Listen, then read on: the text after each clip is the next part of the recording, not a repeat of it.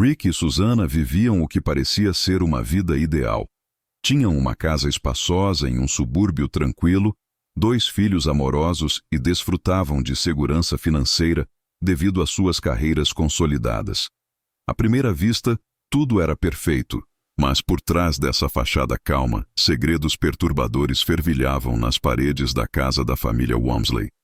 Não foi até uma ligação inesperada que a verdade começou a se revelar.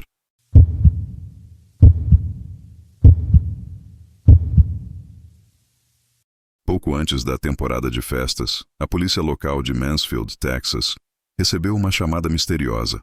Ao chegarem rapidamente, encontraram a porta lateral da casa destrancada e as 2 garagens abertas. O que descobriram dentro foi chocante. Rick Walmsley, um contador respeitado, e sua esposa, sempre otimista, haviam tragicamente perdido suas vidas em casa. À medida que a investigação avançava, ficou claro que o trágico incidente ocorrera muito antes da chamada para o 911. Rick e Susana Walmsley se conheceram como colegas na Oklahoma dos anos 1970. Embora não tenham se tornado namorados no ensino médio, deixaram uma impressão duradoura um no outro. Anos depois, enquanto Rick estudava na Oklahoma State University e Susana frequentava uma faculdade cristã, seus caminhos se cruzaram novamente. A conexão antiga reacendeu, e logo o que começou como um reencontro casual se transformou em algo mais sério. Eles começaram a namorar e logo perceberam que queriam construir uma vida juntos. Casaram-se e, em 1978, tiveram a filha Sarah. 6 anos depois, nasceu o filho Andrew. Rick alcançou sucesso como contador certificado na indústria de petróleo e gás. E ao longo dos anos, sua carreira fez a família se mudar várias vezes, até que se estabeleceram em Fort Worth, Texas, uma cidade grande, mas tranquila, repleta de história. Rick abriu seu próprio escritório de contabilidade em casa, proporcionando à família uma renda confortável. Em 2003, os Walmsley viviam em uma comunidade sofisticada em Mansfield, a apenas 32 quilômetros de Fort Worth. Sua filha Sarah, agora com 25 anos, tornara-se mãe e se mudara para seu próprio apartamento, enquanto Andrew, com 19 anos, acabara de se formar no ensino médio e estava cursando faculdade em meio período, trabalhando em um mini-golf. Rick e Susana estavam desfrutando de uma vida feliz juntos, tendo comemorado o aniversário de casamento naquele verão com amigos e familiares.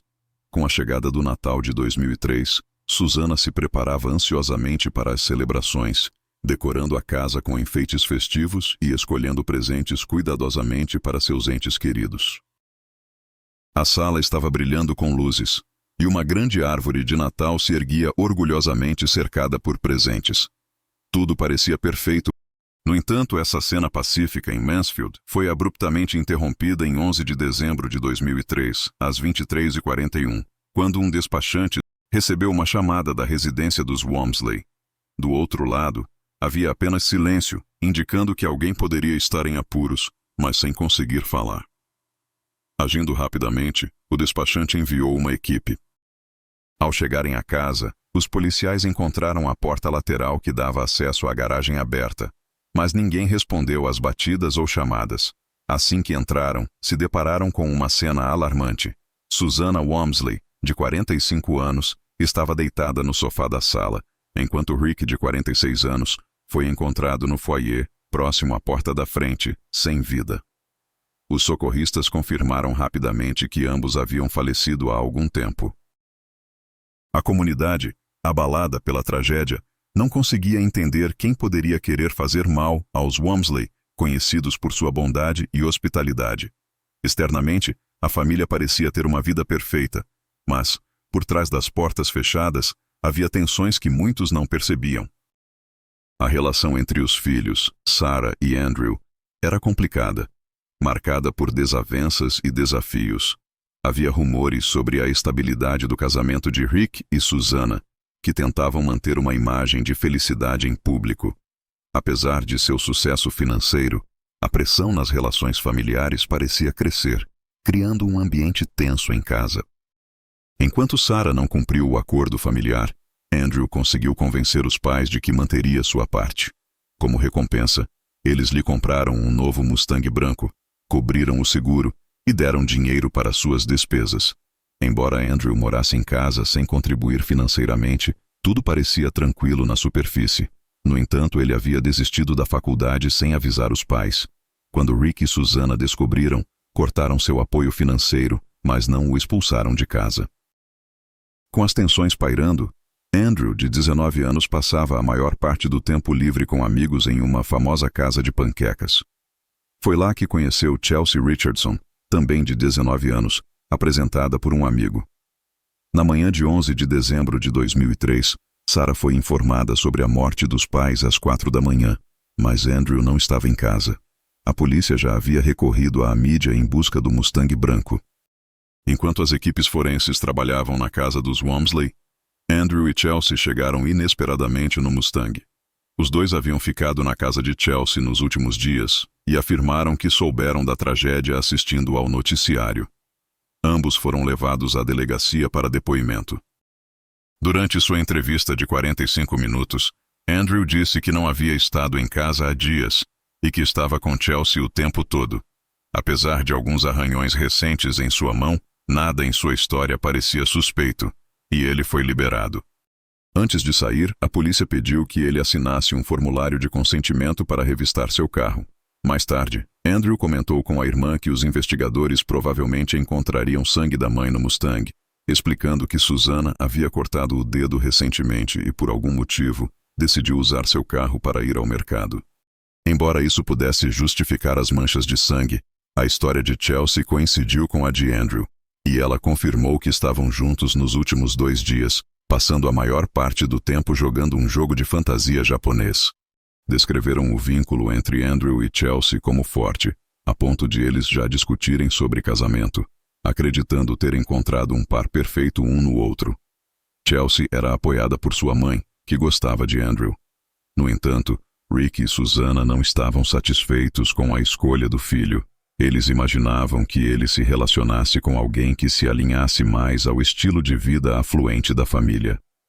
A família Richardson, que morava em um bairro de classe trabalhadora nos arredores de Fort Worth, enfrentou dificuldades financeiras, especialmente após a morte inesperada do pai de Chelsea. Sua mãe trabalhava em vários empregos para manter a casa. Apesar disso, os Richardsons eram conhecidos por sua generosidade. Chelsea, com sua personalidade extrovertida, era popular na escola e recebia o apelido de Bubbles. Ela era próxima de sua melhor amiga, Susana, que frequentemente ficava na casa dos Richardsons quando tinha problemas familiares.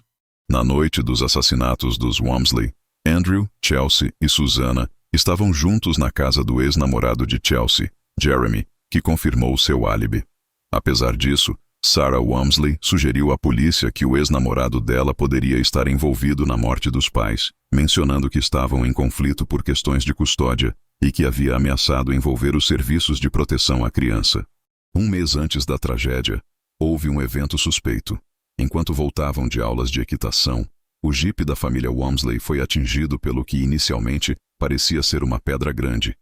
Mas depois, foi descoberto que era um buraco de bala. Assustada, Susana fez 2 ligações, uma para Andrew, pensando que o carro que o seguia era dele. Após o tiro, ela percebeu que não era. Embora Sarah suspeitasse de seu ex-namorado, os investigadores eventualmente o descartaram como suspeito. A atenção se voltou para os filhos Walmsley, especialmente porque o patrimônio da família incluía uma apólice de seguro de vida de $1 milhão e ativos significativos, os quais Sarah e Andrew herdariam. No entanto, as evidências forenses não ligaram inicialmente os irmãos à cena do crime, e o álibi de Andrew parecia sólido, apesar de sangue ter sido encontrado no fundo do Mustang dele. O carro havia sido cuidadosamente limpo, o que complicou a investigação. Não conseguiram determinar de quem era o sangue encontrado. Com os meses passando sem progresso significativo, a investigação entrou em um impasse. O promotor do distrito decidiu convocar um grande júri e emitir intimações para pessoas-chave conectadas aos Walmsley. Jeremy reafirmou seu testemunho, afirmando que Andrew, Chelsea e Susana estavam com ele na noite dos assassinatos, oferecendo um álibi sólido. Susana até forneceu voluntariamente uma amostra de DNA para comparação com as evidências encontradas na cena do crime. A investigação tomou um rumo decisivo quando o DNA de Susana foi ligado a um fio de cabelo encontrado na mão de Rick Walmsley e ao grampo de cabelo quebrado deixado no local. Essa descoberta derrubou a ideia de que um estranho seria o responsável, levando à prisão de Susana, que enfrentava a possibilidade de pena de morte. Ao perceber a gravidade da situação, ela começou a falar. Inicialmente, alegou que na noite dos assassinatos estava com um amigo, um homem de 25 anos chamado Hilário Cardinas, que tinha uma arma e precisava de dinheiro. Segundo ela, Hilário entrou na casa dos Walmsley sozinho, enquanto ela esperava do lado de fora. Contudo, à medida que os investigadores aprofundaram as investigações, começaram a suspeitar que a verdade era muito mais complicada do que a versão inicial de Susana. Susana, sua amiga, afirmou que, após ouvir os disparos, correu para a cena, onde Rick Walmsley suplicou que ela parasse o ataque, mas ela insistiu que não estava realmente envolvida e não poderia impedi-lo. No entanto, essa história rapidamente começou a se desmoronar. Quem era Hilário Cardinas? Ele era gerente noturno em um restaurante local onde Andrew, Chelsea e Susana costumavam passar o tempo. Hilário, que tinha uma filha pequena para cuidar e estava em necessidade desesperada de dinheiro, soube da riqueza da família Walmsley por meio de sua amizade com Andrew. Durante o interrogatório, Hilário negou ter participado dos assassinatos, mas admitiu ter comprado uma arma por $200 a pedido de Andrew, que queria praticar tiro com Chelsea e Susana. Os investigadores não conseguiram determinar de quem era o sangue encontrado. Com o tempo passando sem progresso significativo, a investigação chegou a um impasse. O promotor decidiu convocar um grande júri e emitir intimações para indivíduos-chave relacionados à família Walmsley. Jeremy testemunhou novamente, afirmando que Andrew, Chelsea e Susana estavam com ele na noite dos eventos, oferecendo um álibi sólido. Susana até forneceu voluntariamente uma amostra de DNA para comparação com as evidências coletadas na cena. A investigação tomou um rumo decisivo quando o DNA de Susana foi vinculado a um fio de cabelo encontrado na mão de Rick Walmsley e a um grampo de cabelo quebrado no local. Essa descoberta derrubou a ideia de que um estranho fosse o responsável. Susana foi presa e enfrentou graves consequências. Ao perceber a seriedade da situação, ela começou a falar. Inicialmente, alegou que na noite dos acontecimentos estava com um amigo, um homem de 25 anos chamado Hilário Cardinas, que precisava de dinheiro. Segundo ela, Hilário entrou na casa dos Walmsley sozinho enquanto ela esperava do lado de fora. Contudo, à medida que os investigadores aprofundaram a investigação, começaram a suspeitar que a verdade era mais complicada do que a versão inicial de Susana. Ela também afirmou que, após ouvir tiros, correu para a cena e que Rick Walmsley pediu ajuda, mas insistiu que não estava realmente envolvida e não podia impedir o que aconteceu. No entanto, essa história rapidamente começou a se desmoronar. Hilário era gerente noturno de um restaurante local, onde Andrew, Chelsea e Susana costumavam passar tempo. Ele conhecia o grupo e estava enfrentando dificuldades financeiras. Durante o interrogatório, Hilário negou ter participado dos eventos, mas admitiu ter comprado uma arma a pedido de Andrew, que queria praticar tiro. O grupo fez sua segunda tentativa, armando-se com uma arma. Susana entrou na casa enquanto Andrew e Chelsea estavam com facas. Susana confessou ter disparado enquanto a pessoa estava no sofá. Andrew a levou ao quarto principal, onde ela atirou, mas errou o alvo. A situação rapidamente se tornou caótica. Andrew pegou a arma de Susana, entregou uma faca a ela e pediu que verificasse sua mãe. Susana viu Rick pedindo ajuda a Chelsea, que respondeu de forma fria, mencionando estar grávida. Susana não tinha certeza de quem puxou o gatilho, mas sabia que ferimentos foram causados. Para evitar consequências graves, Susana decidiu colaborar com as autoridades. Sua nova versão dos eventos se tornou crucial para a acusação. Amigos da família Walmsley acharam difícil acreditar que Andrew, criado por pais amorosos, pudesse estar envolvido. No entanto, o testemunho de Susana foi decisivo. Em julho de 2004, 7 meses após os eventos, As autoridades acusaram formalmente Andrew e Chelsea. O comportamento de Chelsea na prisão não ajudou, pois ela se gabava de seu envolvimento e tentou manipular outros para criar um álibi. Sua versão inicial do álibi se desfez quando Jeremy admitiu que não estava com o grupo naquela noite. Chelsea, uma aluna animada do ensino médio, foi vista como a mente por trás do plano. A acusação argumentou que ela convenceu Andrew de que estariam melhor sem sua família. Susana, em sua colaboração, teve um papel fundamental nas convicções contra Chelsea e Andrew. Após um rápido julgamento, Chelsea foi considerada culpada. Ela recebeu uma sentença severa, enquanto Andrew, com um histórico de problemas, foi condenado a uma pena diferente. Hilário, embora não diretamente envolvido, foi considerado cúmplice. As consequências foram duras para todos. O que começou como um sonho de liberdade terminou em longas penas de prisão.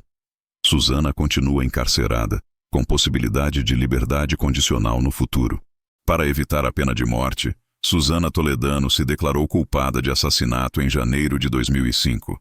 Em maio de 2006, foi condenada à prisão perpétua, com a possibilidade de liberdade condicional após 30 anos. Como parte de um acordo judicial, ela testemunhou contra Chelsea e Andrew em seus julgamentos. Susana poderá pedir liberdade condicional em 2034. O julgamento de Chelsea Richardson teve início em maio de 2005. Companheiros de cela testemunharam que ela admitiu seu envolvimento nos assassinatos. Susana também afirmou que Chelsea a incentivou a matar os Wamsleys para que pudessem dividir a herança familiar. Após apenas 3 horas de deliberação, Chelsea foi condenada por assassinato capital. O júri destacou a natureza brutal e premeditada do crime, considerando-a um perigo para a sociedade. Ela se tornou a primeira mulher condenada à morte no condado de Tarrant, Texas, seguida por Lisa Coleman. Em dezembro de 2011, sua sentença foi comutada para prisão perpétua. Andrew Wamsley foi condenado por assassinato capital em março de 2006. Os jurados não o consideraram um perigo para a sociedade e, por isso, ele recebeu uma pena de prisão perpétua. Sua condenação foi confirmada em apelação em março de 2008. Atualmente, Andrew cumpre sua pena no John B. Connolly Unit e poderá solicitar liberdade condicional em 2044, a menos que tenha um apelo bem-sucedido. Hilário Cardenas se declarou culpado de conspiração para assassinato e foi sentenciado a 50 anos, com possibilidade de liberdade condicional em 2014. No entanto, ele teve sua solicitação de liberdade condicional negada em 2016 e novamente em 2017. A maldade no mundo é um tema que provoca reflexões profundas e complexas. Desde tempos imemoriais, a humanidade tem sido atormentada por guerras, injustiças, desigualdades e atos cruéis que, muitas vezes, parecem incompreensíveis. Para entender por que a maldade ocorre, é preciso considerar uma combinação de fatores sociais, psicológicos e históricos que moldam o comportamento humano. Historicamente, a civilização tem enfrentado desafios que revelam as facetas mais sombrias do ser humano. Conflitos por recursos, disputas territoriais e diferenças ideológicas têm gerado não apenas guerras, mas também genocídios e atrocidades que marcam a memória coletiva. Essas ações são frequentemente alimentadas por um sentimento de medo e desconfiança em relação ao outro, que é visto como uma ameaça. A necessidade de sobrevivência, em contextos de escassez e competição, pode levar indivíduos e grupos a adotar comportamentos violentos. Além dos fatores históricos, a maldade também pode ser analisada sob uma perspectiva psicológica. O ambiente em que uma pessoa cresce desempenha um papel crucial na formação de sua personalidade e valores. Indivíduos que vivem em situações de violência, abuso ou negligência tendem a internalizar essas experiências, o que pode resultar em comportamentos agressivos ou desumanizadores. A falta de empatia, uma característica fundamental para a convivência pacífica, pode ser exacerbada por traumas vividos na infância. Assim, a maldade se perpetua, passando de geração em geração, criando ciclos difíceis de romper. Outro aspecto relevante é a influência das sociedades em que as pessoas estão inseridas. Sistemas sociais que promovem a desigualdade e a exclusão geram um ambiente propício para que a maldade floresça. Quando certas classes ou grupos são marginalizados, eles podem se sentir desumanizados, levando a reações violentas como forma de reivindicar seu espaço ou expressar sua frustração. Em muitos casos, a maldade não é apenas um ato individual, mas sim um reflexo das injustiças estruturais que permeiam a sociedade. As redes sociais e a tecnologia, que têm o potencial de conectar as pessoas e fomentar a empatia, também podem servir como veículos para a propagação de ódio e desinformação. A facilidade de disseminação de discursos de ódio, bullying virtual e fake news tem contribuído para a polarização das opiniões e a desumanização do outro. Isso cria um ambiente onde a maldade pode prosperar, pois as pessoas se sentem mais encorajadas a agir de maneira agressiva quando protegidas pela distância e pelo anonimato que a internet proporciona. A busca pelo poder e controle é outro motor da maldade. Líderes que utilizam a manipulação e o medo como ferramentas para manter sua posição, muitas vezes desencadeiam ciclos de violência e opressão. A história está repleta de exemplos de regimes totalitários que cometeram atrocidades em nome da ordem ou da segurança. A ideologia que permeia esses regimes pode justificar a maldade, fazendo com que ações impensáveis sejam vistas como necessárias para um bem maior. Mas é importante lembrar que, apesar da prevalência da maldade, também existem muitas manifestações de bondade e compaixão. A humanidade é capaz de grandes atos de amor e solidariedade, e muitas pessoas dedicam suas vidas a combater injustiças e ajudar os outros. Movimentos sociais, ações humanitárias e iniciativas comunitárias são exemplos de como a luz pode brilhar mesmo nas situações mais sombrias. A capacidade de escolha que cada um de nós possui é uma poderosa arma contra a maldade. A educação, nesse contexto, surge como uma ferramenta vital para a promoção de valores de empatia, respeito e solidariedade. Ensinar as crianças a reconhecer a humanidade do outro, independentemente de suas diferenças, pode ser um passo fundamental para a construção de um mundo mais justo e pacífico. Através da educação, é possível cultivar uma geração que rejeite a maldade e busque soluções pacíficas para os conflitos. A arte e a cultura também desempenham um papel essencial na luta contra a maldade. Histórias contadas através de livros, filmes e músicas têm o poder de tocar o coração das pessoas, criando conexões que transcendem barreiras. A empatia gerada pela arte pode inspirar ações concretas em prol do bem-estar coletivo. Ao compartilhar experiências humanas, a cultura pode ajudar a desmantelar preconceitos e promover a compreensão mútua. Por fim, a reflexão pessoal é um convite que todos nós devemos aceitar. Perguntar-se sobre nossas próprias ações e intenções é um passo importante para a construção de um mundo melhor. O que fazemos em nosso dia a dia, como tratamos os outros e como reagimos à maldade que vemos à nossa volta, são questões que merecem nossa atenção. Cada pequena ação de bondade pode criar um efeito dominó, contribuindo para a transformação social e a diminuição da maldade. Assim, ao nos depararmos com a pergunta sobre por que existe tanta maldade no mundo, devemos nos lembrar de que a resposta não é simples. A maldade é resultado de uma combinação de fatores históricos, sociais e psicológicos, mas também é um reflexo das escolhas que fazemos. Ao fomentar a empatia, promover a educação e cultivar a bondade, podemos trabalhar juntos para diminuir a maldade que ainda persiste em nossa sociedade. Afinal, em um mundo que muitas vezes parece dominado pela escuridão, é na luz que devemos nos concentrar, buscando sempre a justiça e a paz. Se você chegou até aqui, considere fazer parte do nosso canal se inscrevendo e colocando sua opinião nos comentários. Escolha entre esses dois casos que estão aparecendo agora na sua tela. Obrigado e tenha um excelente dia.